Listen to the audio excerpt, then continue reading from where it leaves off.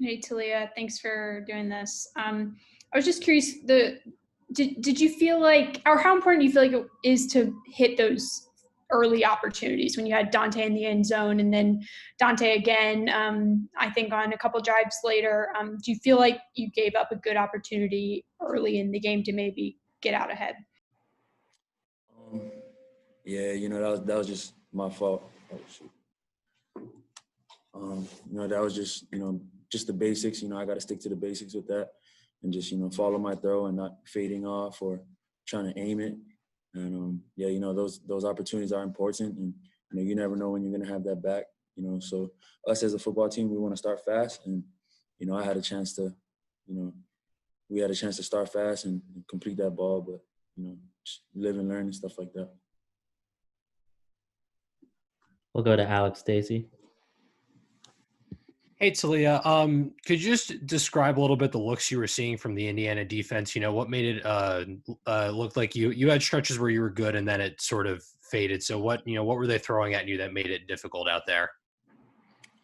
Yeah, their defensive coordinator is a good coach, and they do a lot of disguising and they like to pressure from all over the field.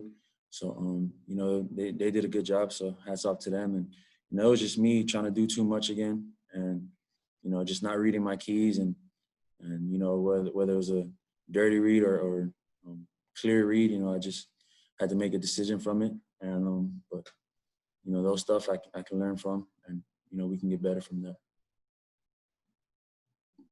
We'll go to Alex Flum. Hey, Talia, good to see you. Or going back to the Northwestern game way early in the season, it was the first game you and the rest of the offense were getting to click together, and then you guys seem to have gotten more comfortable with each other over those next couple games. Was it hard this week, playing with not exactly the same lineup that you'd been used to as the first team the whole season? Was that an adjustment you had to make with everything going on? No, sir. We the same guys that are on the field every day. Even the guys that went out today.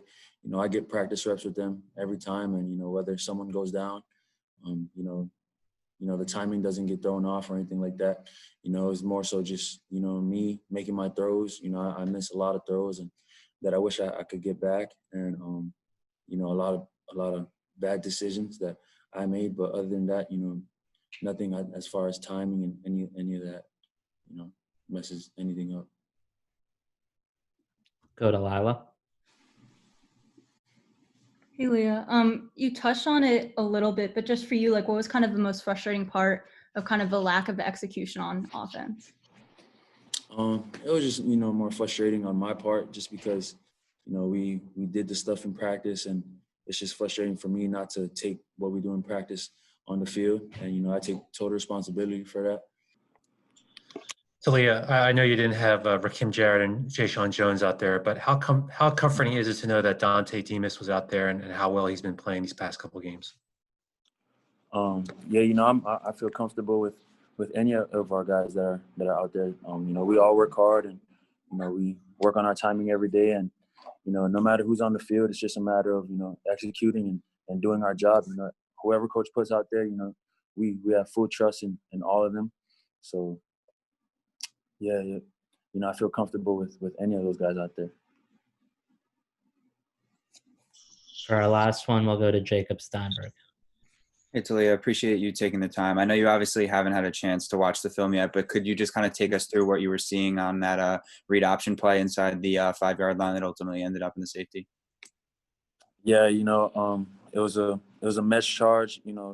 The DN made a nice play, and he gave me the pull read. And I pulled it, and he made a nice play on coming out of it, and those type of plays. I just got to hand it off and let it eat, and again not do too much. So that's something that's my fault, and something I can learn from. Thanks, Leah. Sure. Thanks, everyone.